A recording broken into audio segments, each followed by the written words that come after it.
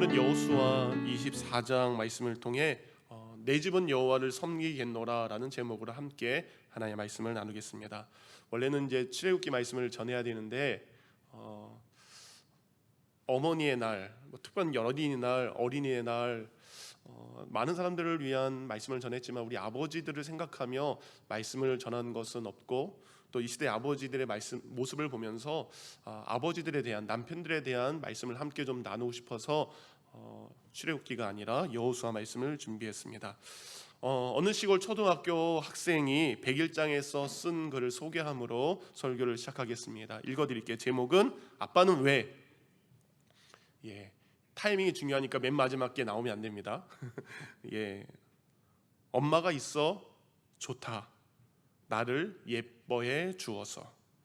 냉장고가 있어서 좋다. 나에게 먹을 것을 주어서.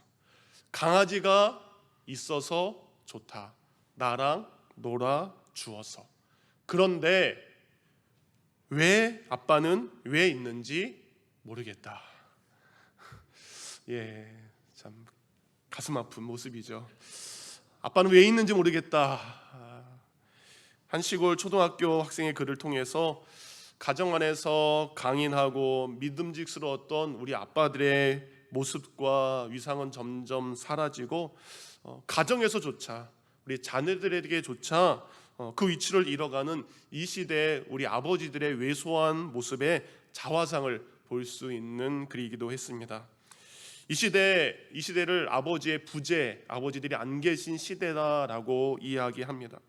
근데 이 아버지의 부재가 문제가 된 것은 요즘의 문제가 아니라 이미 오래전부터 이 문제가 시작이 되었습니다.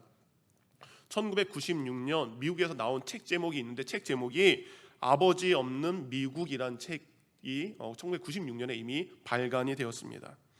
그 책에 이런 내용이 있었습니다. 이미 1990년대 미국 아이들 중 40%는 아버지가 함께 살지 않는 가정에서 오늘 밤 잠을 자고 있다. 절반 이상의 아이들이 아버지 없이 어린 시절을 보내고 있음을 그 책에서는 소개를 하고 있습니다. 그런데 이 아버지의 부재, 아버지가 계시지 않는 이것은 후에 그리고 요 근래에 사회적으로 값비싼 대가를 치르게 하고 있습니다. 매년마다 인구 센서스를 하죠. 그 2018년 인구 통계국의 조사에 의하면 교도소에 있는 25살 이하 재소자들의 85% 그리고 자살을 시도하는 사람의 65%가 아버지가 없는 아버지 부재의 가정의 자녀들에게서 생긴 아픔이라고 합니다. 여러분 2011년 영국에서 큰 폭동이 있었습니다. 그 폭동은 젊은이들이 주동을 하게 되었습니다. 당시 영국의 총리였던 데이비드 카메론은 TV에 나와서 젊은이들에 의해 주도된 이 폭동의 문제를 이렇게 이야기합니다. 적절한 양육과 훈계, 도덕성과 윤리의식의 심각한 부재에서 생긴 곧 아버지들의 교육이 이루어지지 않았기 때문에 생긴 문제다라는 진단을 하게 되었습니다. 이렇게 자녀들을 향한 아버지들의 양육과 훈계 부재는 여러분 돈이 많은 부자 나라는 선진국일수록 더 강하다라는 겁니다. 지금 계속해서 이 아버지의 부재 때문에 생기는 사회적인 문제는 우리 사회에서도 이루 말할 수 없다라는 겁니다. 그런데 여러분 각 가정 속에서 마땅히 있어야 될 아버지의 부재가 문제이기도 하지만 더 큰 문제는 집에 아버지란 존재가 있음에도 불구하고 자녀들에게 가족들에게 아버지가 그 어떤 영향력도 끼치지 못하고 있는 존재가 되었다라는 것이 더 가슴 아픈 현실의 모습입니다. 한국의 통계청 인구 센서스를 하는 한국통계청에서 2009년과 2014년을 좀 비교하는 발표가 있었습니다. 생활시간조사. 그래서 전국에 있는 초중고 대학생 아이들에게 하루에 어떻게 시간을 보내는지 그것을 응답하게 했습니다. 그랬더니 2014년 결과이긴 하지만 학생들이 숙제나 학원을 위해서 하루에 사용하는 시간이 190분이나 된다라고 합니다. 거의 3시간, 4시간 가까이 공부에 쓰고 있습니다. 스마트폰이나 텔레비전 시청을 위해서 사용하는 시간이 하루에 84분 지금은 훨씬 더 스마트폰이 늘어났으니까 더 많이 있겠죠. 근데 충격적인 것은 가족과 함께 보내는 시간이 2009년에는 59분이었습니다. 그런데 5년 뒤인 2014년에는 그것이 29분이라는 시간으로 급격하게 줄어든 통계를 발표하게 되었습니다. 네, 여러분, 여기서 29분이라는 시간은 엄마, 아빠, 부모님을 통틀어서 함께하는 시간을 말합니다. 거기에서 아버지만을 따로 떼어서 시간을 조사해 봤습니다. 하루 종일 우리의 자녀들이 아버지와 함께하는, 곧 한국의 아버지가 자녀들의 얼굴을 제대로 보면서 대화하는 시간이 여러분 얼마나 될까요? 1분도 되지 않습니다. 38초. 여러분, 형식적이고 사소한 대화까지 다 합쳐서 야, 이리 와서 밥 먹어, 지나가면서 잘 있었니, 이런 사소한 대화까지 다 합쳐서 20분. 근데 얼굴을 마주대고 무엇인가를 이야기하는 시간은 1분이 되지 않는다라고 합니다. 이렇게 우리가 살고 있는 이 사회는 정녕 아버지의 존재가 있음에도 불구하고 아버지의 존재가 부재인 시대에 우리는 여전히 살고 있습니다. 이렇게 가정과 사회 속에서 아버지의 존재가 부재가 된 원인이 무엇일까? 많은 학자들, 많은 교수님들이 아버지의 부재에 대해서 수많은 연구를 합니다. 사회학적으로 어느 문제가 있는지, 교육학적으로, 경제학적으로, 문학적으로, 여러 가지 문화적으로 어떤 문제가 있는지 아버지의 부재의 원인을 찾아보고 있지만 여러분, 그것은 근본적인 원인을 찾지 못한 수박 겉핥기가 될 수밖에 없습니다. 그렇다면 우리는 어디에서 이 시대 아버지 부재의 문제를 찾을 수 있을까? 여러분, 우리 인생의 모든 답은 어디에 있습니까? 성경 속에, 말씀 속에 있습니다. 여러분, 창세기 2장 15절에 이런 말씀이 있습니다. 세번역 성경입니다. 주 하나님이 사람을 데려다가 에덴 동산에 두시고 그곳을 맡아서 돌보게 하셨다. 창세기 2장에 보면 하나님께서 천지 만물을 창조하신 다음에 첫사람 아담에게 하나님께서 창조하신 모든 것을 다스릴 수 있는 권위와 그리고 그에게 책임을 맡기셨습니다. 이렇게 아담은 하나님께서 창조하신 모든 에덴 동산의 모든 것을 맡아서 돌보는 역할을 감당하게 됩니다. 하지만 하나님께서는 에덴의 모든 것, 이 땅에 있는 모든 것을 그에게 맡기셨지만 동산 중앙에 있는 선과 악을 먹게 하는 나무만큼은 절대 먹으면 안 된다라고 이해하셨고 먹으면 죽는다라고 분명히 2장에서 말씀을 하셨습니다. 근데 그 다음에 바로 3장을 보면 아담이 아니라 하와가 하나님의 말씀을 어기고 뱀의 유혹에 빠져서 하나님께서 금하신 선악과의 열매를 따먹게 됩니다. 그 장면이 나오면서 3장을 쭉 읽어가다 보면 분명히 아담이 아니라 하와가 먼저 선악과를 따먹고 그것을 남편인 아담에게 그 과실을 먹게 하는 죄를 범했음에도 불구하고 하나님께서 아담과 하와를 찾아오신 다음에 하와를 부른 것이 아니라 아담을 먼저 부른 것을 알 수 있습니다. 창세기 3장 9절입니다. 여호와 하나님이 아담을 부르시며 그에게 이르시되 내가 어디 있느냐. 하나님께서 먼저 죄를 범한 하와를 부르시면서 하와야 내가 어디 있느냐, 하와야 네가 왜 이런 일을 했느냐라고 하나님이 묻지 않으셨습니다. 하나님은 아담을 부르셨고 하나님은 아담에게 내가 어디 있느냐라고 물어보셨습니다. 하나님께서 하와가 선악과를 먼저 따먹은 것을 모르지 않으시는 분이죠. 당연히 아시는 분입니다. 그럼에도 불구하고 아담을 부르신 것은 무엇입니까? 하나님께서는 에덴의 모든 것을 누구에게 맡기셨습니까? 아담에게 맡기셨습니다. 에덴 동산에 있는 모든 것과 더불어서 에덴 동산에 있는 첫 번째 가정, 그 가정을 관리하고 섬기고 돌보는 모든 책임은 하나님께서 아담에게 주신 사명이었습니다. 그렇기에 에덴 동산에서 가정을 이루고 살던 아담의 가족 식구 중에 하와의 잘못은 하와 개인의 잘못이 아니라 그 가정을 제대로 돌보지 못하고 관리하지 못한 이 아담의 책임이기 때문에 하나님께서는 아담에게 먼저 아담아 내가 어디 있느냐라고 물으시는 것입니다. 곧 이처럼 이 시대 우리 가정 속에서 우리 아버지들의 부재의 잘못은 그 누구도 아닌 아담인 우리 아버지, 우리 남편들의 잘못인 것을 우리들은 먼저 인정해야 됩니다. 창세기 3장 12절에 보면 아담은 자신의 잘못을 하와와 그리고 하나님이 내게 주셨지 않습니까? 하나님에게 자신의 잘못을 계속적으로 핑계하고 전가 떠맡기는 것을 봅니다. 3장 12절입니다. 아담이 이르되 하나님이 주셔서 나와 함께 있게 한 여자 그가 그 나무 열매를 내게 주므로 내가 먹었나이다. 이런 핑계가 다 묻어있죠. 내가 잘못했습니다 이렇게 얘기하는 것이 아니라 하나님께서 내게 주신 그 여자 때문에 이런 일이 벌어졌습니다 라고 책임을 전가하고 있는 것입니다. 우리는 아담처럼 이 시대 우리 아버지들 남편들도 너무나 많은 핑계를 하나님과 우리 가족들에게 댈 때가 많습니다. 하나님, 가족과 함께 할 시간이 없습니다. 가족을 위해 열심히 일하다 보니까 먹고 살다 보니까 너무 바쁩니다. 일하느라 너무 피곤합니다. 근데 우리가 입으로는 그런 말을 하지만 정작 한번 자세히 들여다보면 아버지 남편들이 좋아하는 사람들과 함께 어울려서 식당을 가거나 하루 종일 골프를 치거나 TV나 인터넷을 보는 것은 뭡니까? 시간이 없어도 쪼개서 그 일을 합니다. 근데 정작 가족들과 함께 무엇인가를 할 때는 아내에게 아이들에게 이런저런 핑계를 대면서 우리는 하지 못하게 됩니다. 이런 아버지들의 핑계 그리고 전가시키는 책임을 전가시키는 이런 모습들이 아버지의 부재를 만드는 원인이 되었음을 우리는 솔직하게 인정해야 됩니다. 자신의 책임을 전가한 아담은 계속해서 변명하기 바쁩니다. 10절 이렇게 나와 있습니다.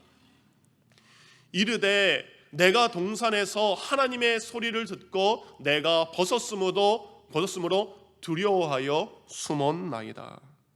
여러분, 하와와 함께 죄를 지은 아담은 에덴 동산을 거니시는 하나님의 소리를 들었다면 두려워 숨는 것이 아니라 가장 먼저 하나님 앞에 나아가서 하나님께서 맡겨주신 저희 가정에 이런 잘못이 있었습니다.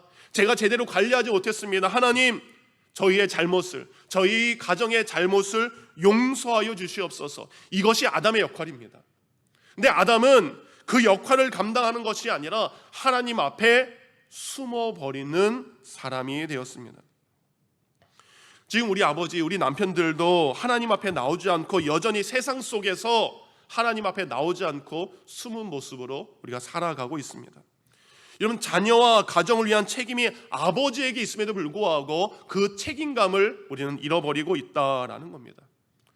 그렇다 보니까 가족을 위해서 기도하는, 그리고 자녀들을 위해서 기도하는 그 기도의 자리는 늘 아내들의 기도의 자리요, 늘 어머니들이 그 기도의 자리를 지키고 있는 것을 봅니다. 우리 아버지와 남편들이 아내와 자녀들의 부족함과 연약함을 품고 그것을 마음에 품고 하나님 앞에 나와서 우리 아버지들이 가장 먼저 기도해야 되는데, 우리 아버지들은 여전히 하나님 앞에 나와서 무릎 꿇지 않고 세상 속으로 가서 그 세상 어두운 속에서 살고 있는 우리의 모습을 봅니다. 여전히 아내만이, 그리고 우리 어머니들만이 우리 기도로서 하나님께 나아가는 시대에 우리는 살고 있습니다. 한국의 행복가정재단이라는 곳에서 다음과 같은 질문을 먼저 아버지들에게 했습니다. 여러분, 우리 아버지들, 우리 어머님들도 마찬가지죠. 한번 이 질문에 생각 속으로 한번 대답해 보시기 바랍니다. 자녀가 자신의 삶에 고민이 생겼을 때 당연히 나를 찾아와 의논할 것이다 생각합니까? 아버지들이 묻는 거예요. 아이들이 고민되는 일이 있을 때 아빠를 찾아와서 의논할 거라 생각하십니까? 여러분, 그렇게 생각하십니까? 이 생각에 아버지들이 질문했습니다. 예 라고 대답한 사람이 몇 명일까요? 아버지들은 그 생각보다 많았습니다. 50.8%. 그러니까 반 정도의 아버지들은 그럼요, 우리 아이들 나를 어떻게 생각하는데 나한테 와서 힘든 거 다 얘기하죠 라고 대답을 했습니다. 그렇다면 이 질문의 당사자인, 대답을 하는 아이들에게도 똑같은 질문을 했습니다. 자신의 삶에 고민이 생기면 아빠를 찾아가서 의논할래? 라고 대답했습니다. 우리의 자녀들이 한 답은 충격적이었습니다. 단 4%만이. 단 4%만이. 곧 100명의 아이들 중에 4명의 아이들만 고민이 생기면 아빠에게 가서 의논하겠습니다 라고 이야기했다라고 합니다. 이렇게 우리 아버지들과 자녀들의 사이가 너무 멀어져 있는 것을 우리는 보게 됩니다. 그렇다면 이 성경이 말하는 아버지의 참된 모습, 성경이 말하는 아버지의 모습은 뭘까? 이런 성경은요, 히브리어로 아버지가 아바입니다. 아바. 이 아버지는 3가지의 의미를 가지고 있습니다. 아버지는 바로 첫 번째 이런 사람입니다. 가족을 위해 공급하는 사람입니다. 그들의 필요를 공급하는 것이 아버지의 역할입니다. 두 번째, 그 가족을 보호하는 것이 이 아바라는 이 아버지의 숨겨진 단어의 의미이기도 합니다. 세 번째, 그들과 함께 참여하는 것, 함께 하는 것, 이것이 아바라는 단어에 담겨진 의미이기도 합니다. 우리 대부분의 아버지들은 이 3가지 중에 내가 가족을 위해서 필요한 것을 프로바이드 공급하는 것이 자신의 주된 임무라고 생각합니다. 그러니까 아버지와 남편들이 가족을 위해서 입을 것, 먹을 것, 잘 수 있는 것, 그것을 제공하는 것으로 모든 것을 다 하고 있다라고 우리들은 생각을 하고 있습니다. 하지만 자녀들을 위한 영적 양식을 제공하지 않습니다. 우리 아이들이 힘들었을 때 마음의 피난처를 제공하지 않기에 우리의 자녀들은 우리 아버지들의 부재를 경험하게 되는 거죠. 또 많은 아버지들이 가정을 육체적으로 보호하는 데 힘씁니다. 그런데 영적을 보호하는 것에는 관심 바뀌고 포기한 상태인 것을 알 수 있습니다. 우리는 코로나 시대를 겪으면서 코로나로부터 우리 자녀들을 보호하기 위해서 철저히 교육하고 그리고 바이러스가 옮길 만한 모든 것을 차단하느라고 우리는 수고를 했습니다.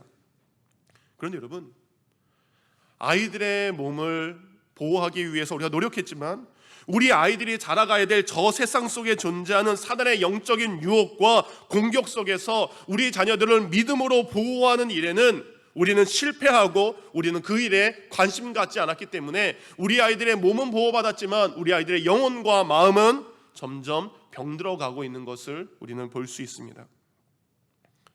그리고 많은 아버지들, 많은 남편들은요, 자녀들과 함께 하는 시간을 포기하며 살아가고 있습니다.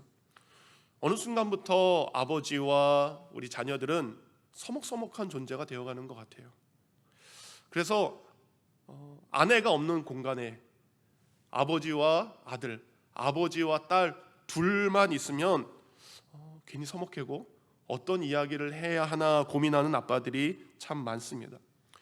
여러분, 아내와도 마찬가지입니다. 아내와 함께 텔레비전이나 스마트폰 없이 여러분 아내와 얼굴을 마주하고 10분 이상 이런저런 삶의 이야기를 여러분 하실 수 있으신가요?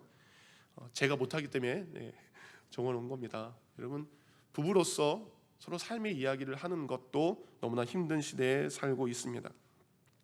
자녀들을 위한 학교 교육이나 교회 교육에 집안의 여러 가지의 일은 우리 아버지들, 우리 남편들은 어떻습니까? 당연히 아내의 몫이라고 생각하고 자신과는 상관없는, 아이들이 교회에서 무엇인가를 하는 것, 아이들이 학교에서 무엇인가를 하는 것, 우리 아버지는 상관없는 일이라고 여기고 있지는 않습니까?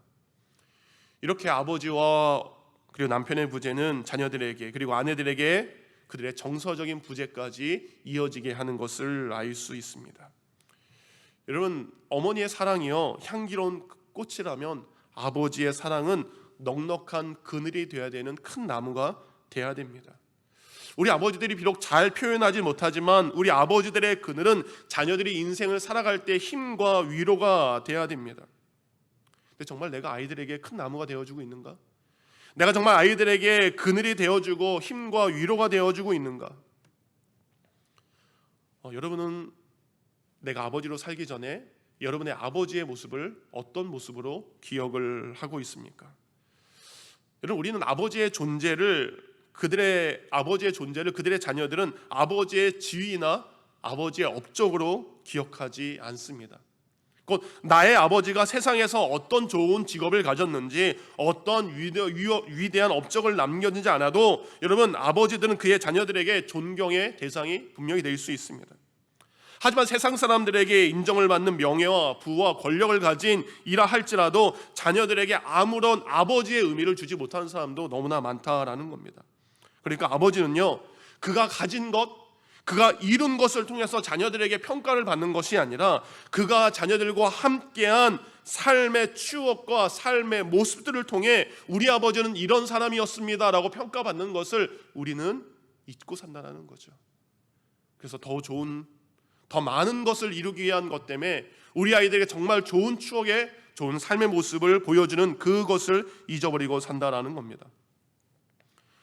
그런 면에서 오늘 본문의 아버지이자 남편이자 이제는 할아버지가 된 이 여호수아의 모습은 우리에게 성경적인 아버지의 모습, 남편의 모습이 어떠해야 되는지 그것을 잘 보여주고 있습니다. 오늘 저희가 읽은 여호수아 24장은 여호수아서의 마지막 장입니다.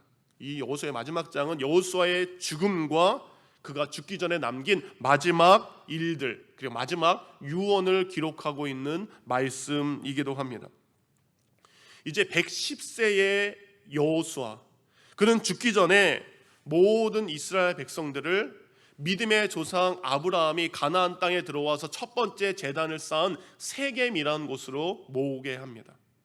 모든 이스라엘 백성들이 세겜에 모인 그 순간 여호수아는 고백하게 됩니다.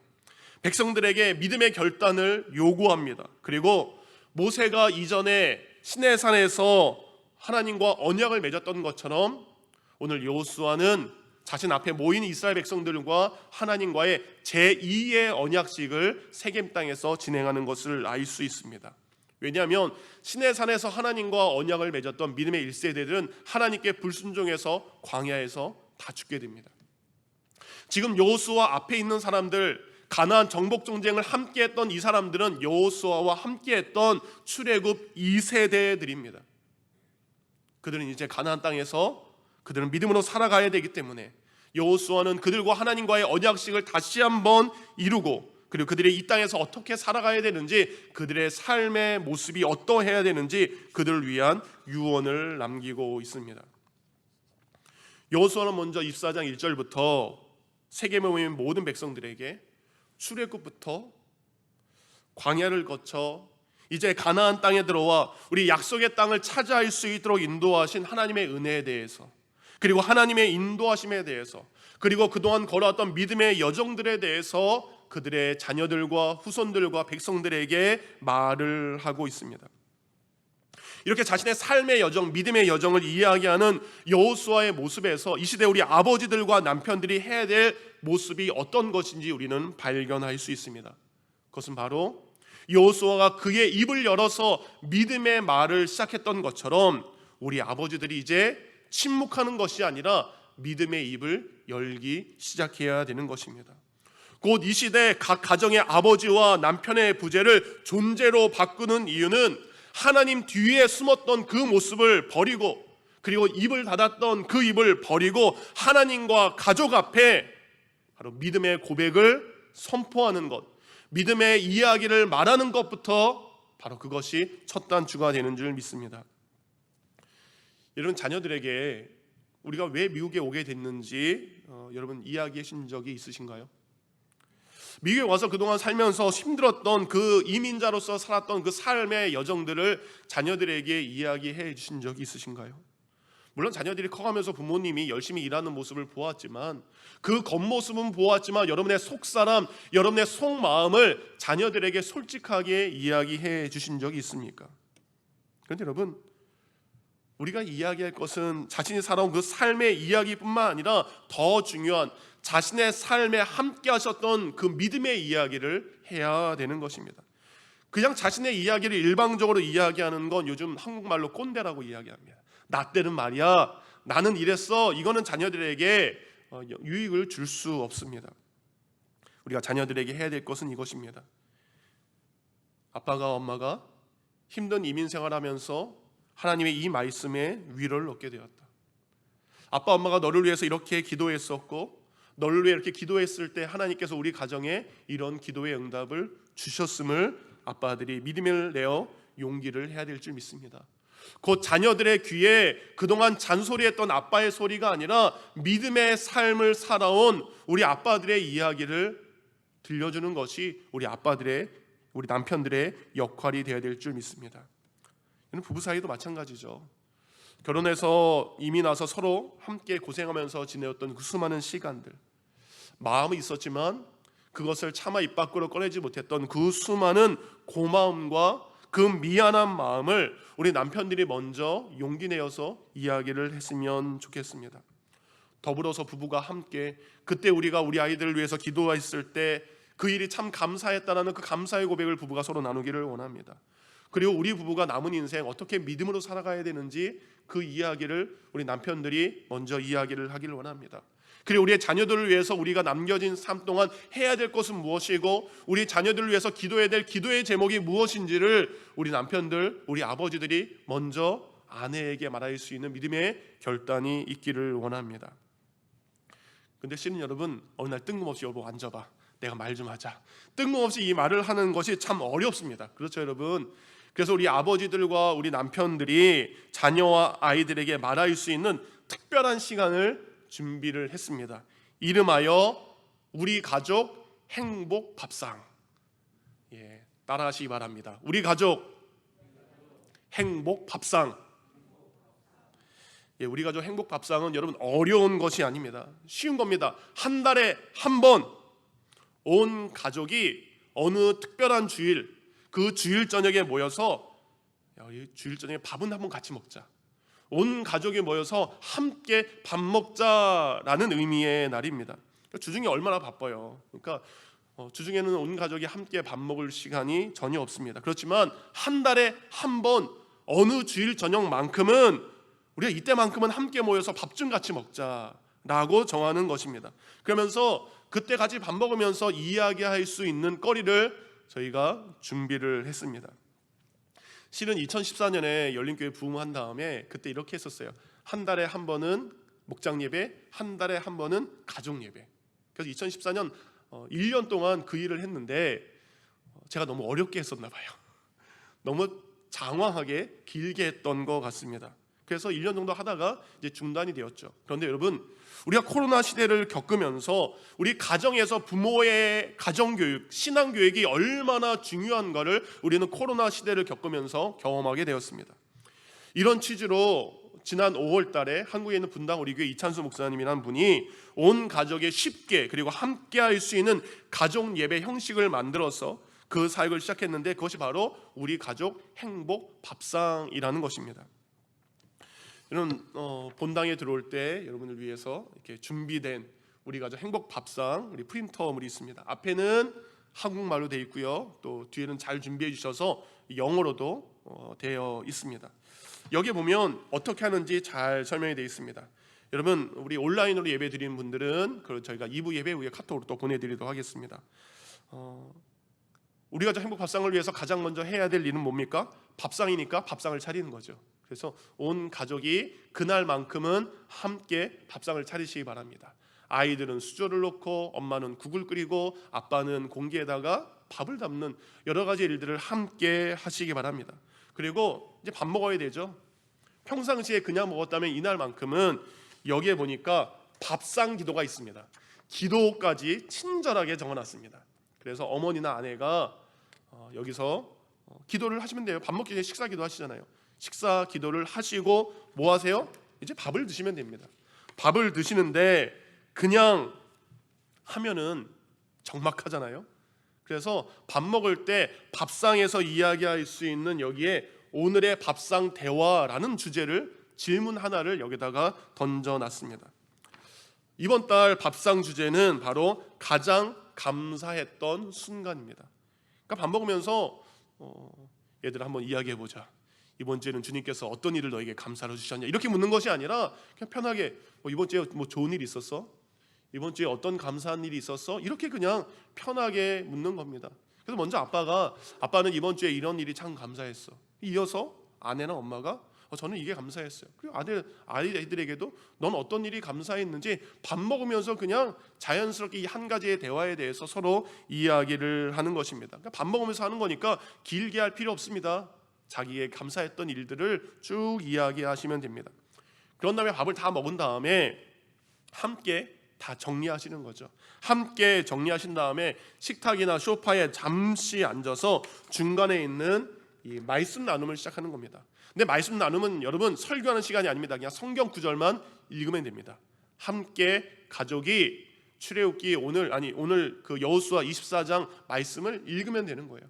읽은 다음에 이어서 나눔 질문을 하게 됩니다.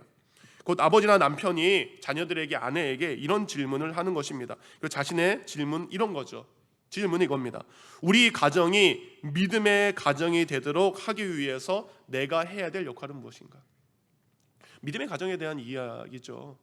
아빠가 우리 집이 믿음의 가정이 되기를 원하는데 아빠는 아빠로서 이런 일을 좀 해야 될 것 같아. 그래, 아내는 여보 내가 아내로서 우리 가정이 믿음의 가정이 되기 위해서 나는 이 일을 하면 좋을 것 같아. 이 밥상을 먹은 다음에 함께 이거 이야기하는 겁니다. 그리고 끝입니다. 아주 쉽고 아주 짧습니다. 그런데 제가 샬롯 열린교회에 9년 동안 사역하면서 하라면 안 하십니다. 그래서 할 수 있는 동기를 항상 부여합니다. 그래서 여기에 이게 뭔가, 아까 예배 드릴 때부터 이 큰 상자 2개가 뭔가 궁금하셨죠? 여러분 6월 29일까지 기간도 그냥 이달 말까지 6월 29일까지 가족들이 함께 모여서 밥상에 앉아있는 사진, 그 사진을 인증샷으로 찍어서 김민우 목사님에게 카톡을 보내시는 분들은 그 이름을 저희가 적어서 막 우리 제비뽑기 상자에 넣은 다음에 어떻게 해서 모든 분을 다 드리기에는 너무나 힘듭니다. 추첨해서 몇 분에게? 2분에게. 여러분 이거 빈 상자가 아닙니다. 이거 진짜 무거운 거 들어있는 상자입니다. 우리 사라자매님 잠깐 올라와서 한번 들어보시죠. 이게 빨리 와서. 이게 빈 상자가 아닙니다. 뭐 깡냉이 들어있고 뭐 그런 거 아닙니다. 진짜 좋은 제품입니다. 이거 무겁죠? 진짜 무거워요. 누구를 위해서? 우리 가족 행복 밥상을 드리는 분들을 위해서 준비한 선물입니다. 매월 선물이 바뀝니다.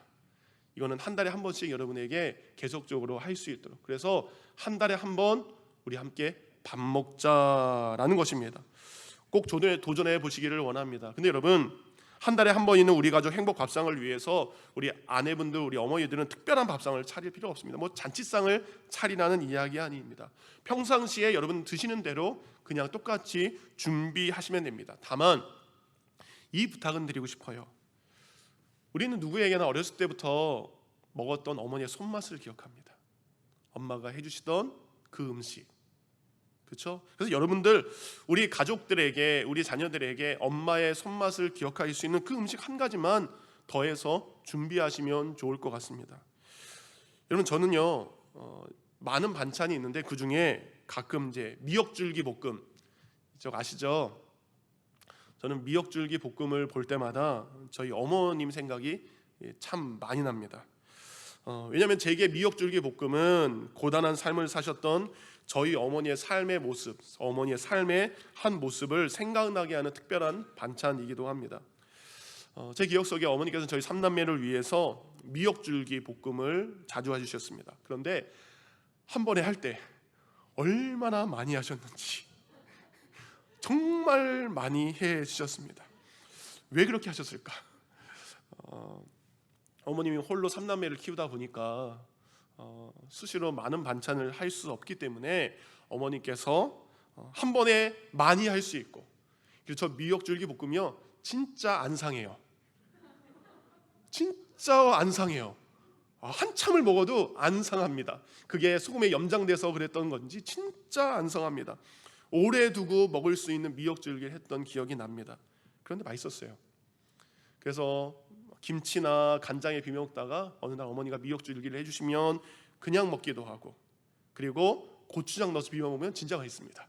고추장 넣어서 비벼 먹기도 하고 김치랑 넣어서 비벼 먹었던 그 어머니가 해주셨던 손맛 미역줄기를 저는 지금도 가끔 생각이 납니다. 이렇게 여러분 우리 자녀들을 위해서, 가족들을 위해서 어머님들이 어머니의 손맛을 한 가지만 더 해주시면 더 풍성한 감사가 넘치게 될 줄 믿습니다. 이번 달에 아내와 어머니가 준비하셨으면 다음 달엔 누구요? 우리 남편이 준비할 수 있죠. 우리 아버지들이 준비할 수 있습니다. 여러분 아이들에게도 맡기시면 아이들도 뭐야? 하다못해 라면이라도 끓일 수 있습니다. 컵라면에 물이라도 붓게 해서 준비해서 가족들이 함께 할 수 있는 우리 가족 행복 밥상을 실천하는 성도들이 되기를 원합니다. 왜냐하면 밥을 먹는 밥상 사역은 정말 중요하기 때문입니다. 여러분 하나님께서 구약 성경을 보면 사역에 지친 몸과 마음이 지친 영적 전쟁에서 탈진한 엘리야를 위해서 어떻게 하셨습니까?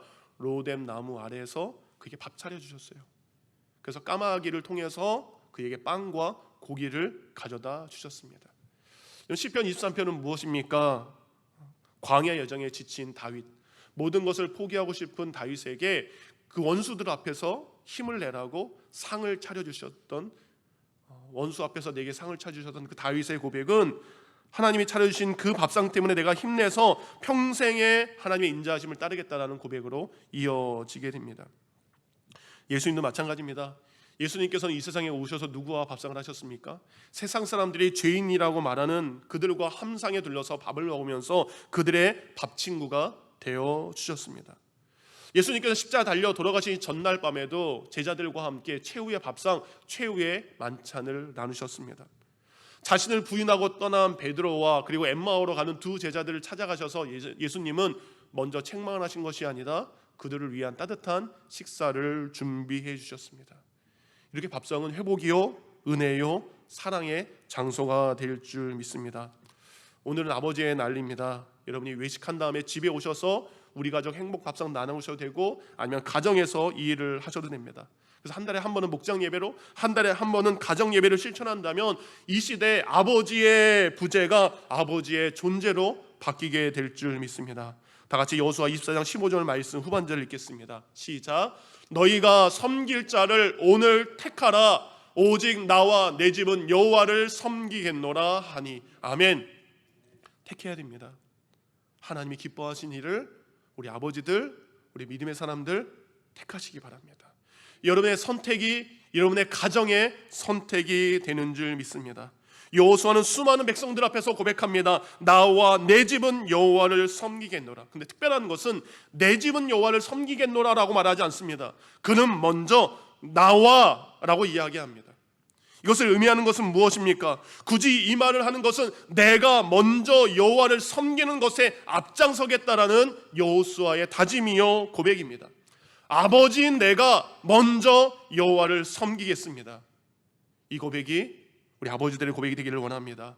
사도행전 16장 31절 말씀을 보시기 바랍니다. 이르되 주 예수를 믿으라. 그리하면 너와 내 집이 구원을 받으리라.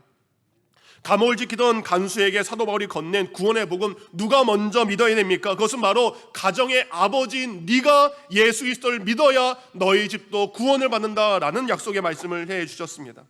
아버지인 우리가, 남편인 우리가 예수 그리스도를 믿어야 그 구원의 역사와 가정의 역사가 이루게 되는 줄 믿습니다. 내가 먼저 믿지 않으면, 내가 먼저 믿음의 선택을 하지 않으면 우리의 가정, 우리의 자녀들, 그들을 향한 하나님의 은혜를 경험할 수 없습니다. 마지막으로 성경 한 구절을 여러 버전으로 준비를 했습니다. 그 말씀을 우리 남성들, 우리 아버지들, 우리 남편들이 읽음으로 마치도록 하겠습니다. 디모데전서 5장 8절 말씀입니다. 함께 있습니다. 우리 남자들만 시작.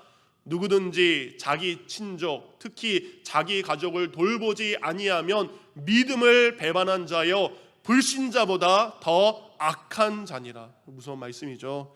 현대의 성경입니다. 우리 남편들 있습니다. 시작. 누구든지 자기 친척이나 가족을 돌보지 않는 사람은 믿음을 저버린 사람이며 불신자보다 더 나쁩니다. 마지막 우리말 성경입니다. 시작. 누구든지 자기 친척, 특히 자기 가족을 돌보지 않는 사람은 믿음을 저버린 사람이요 믿지 않는 사람보다 더 악한 사람이다. 우리 남편들, 우리 아버지들, 디모데전서 이 1장 5장 8절 말씀을 기억하시기 바랍니다.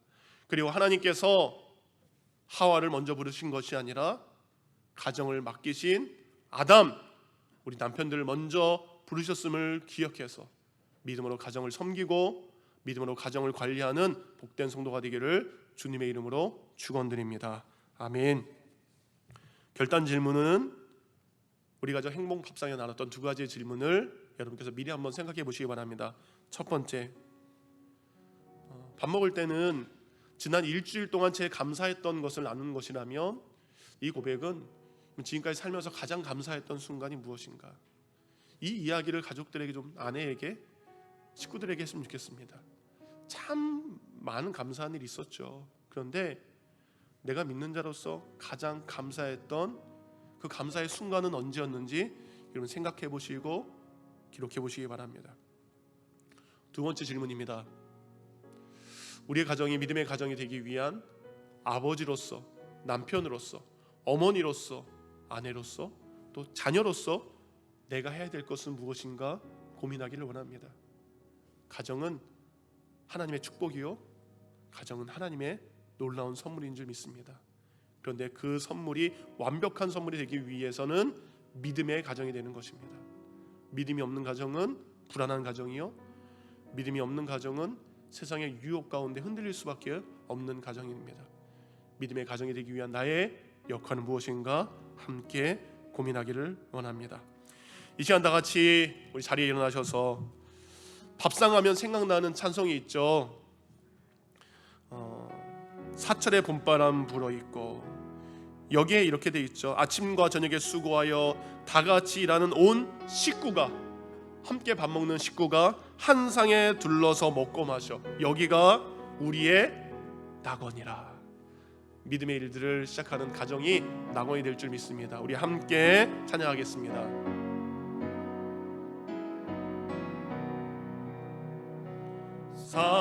사철의 봄바람 불어있고, 하나님 아버지 모셨으니 믿음의 반석도 든든하다. 우리 즐거운 동산이라. 고마워라 임마누엘, 예수만 섬기는 우리 집. 고마워라 임마누엘, 복되고 즐거운 하루. 어버이 우리를 보이시고, 어버이 우리를 보이시고, 형제들 사랑해, 형제들 사랑에 묻혀있고, 기쁨과 서름도 한간의 초가도, 한간의 초가도 전국인. 고마워라 고마워라 임마누엘, 예수만 섬기는 우리 집. 고마워라 임마누엘, 복되고 즐거운 아침과 저녁에 수고하여, 아침과 저녁에 다 같이 일하는, 다 같이 일하는 온 식구가 한 상에 둘러서 먹고 마셔. 여기가 우리의 나. 고맙습니다 주님. 고마워라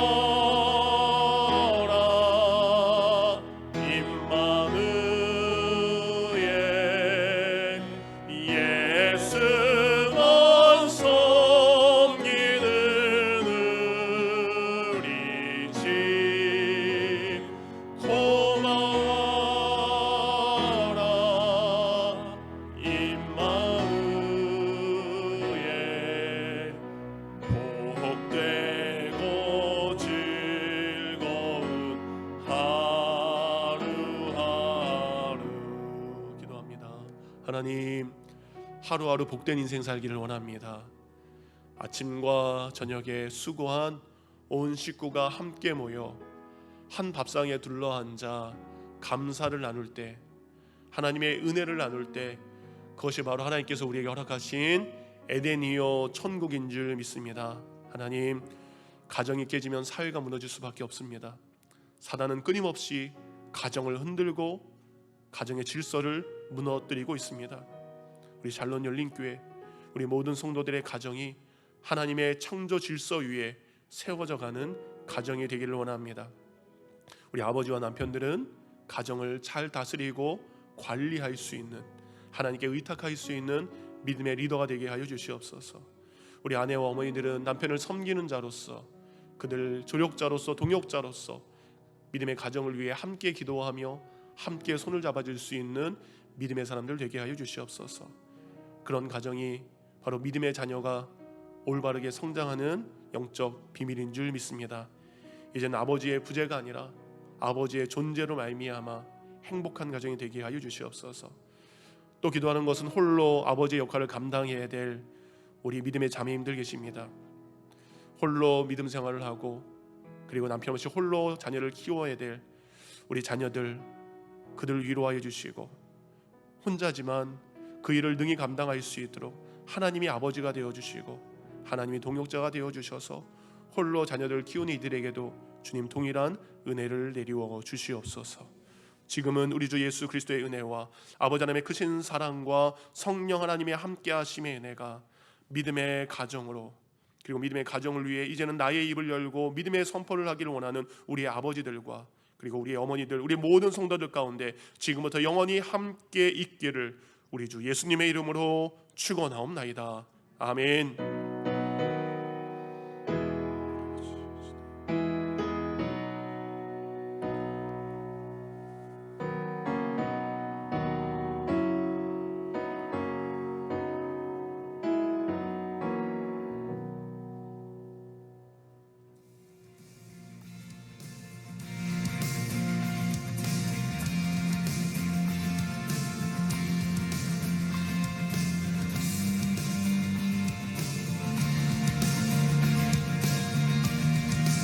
주님의 마음에 두고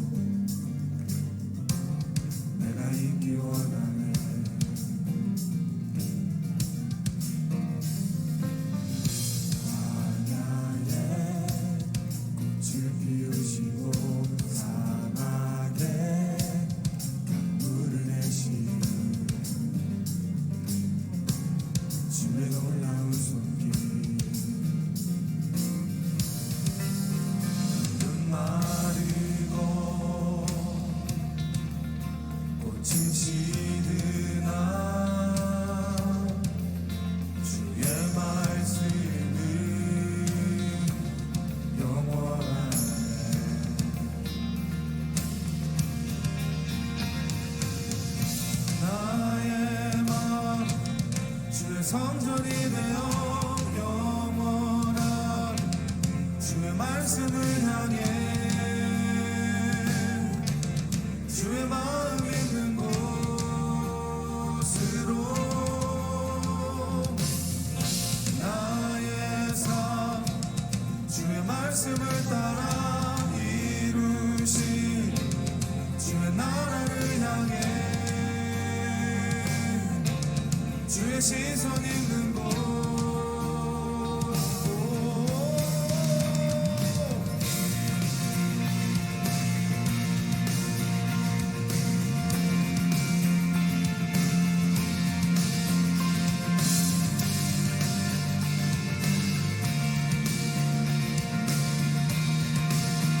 주님의 마음이 있는 곳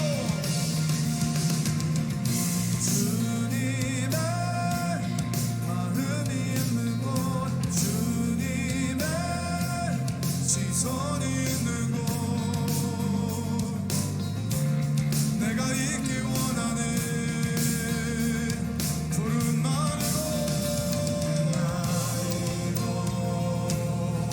지시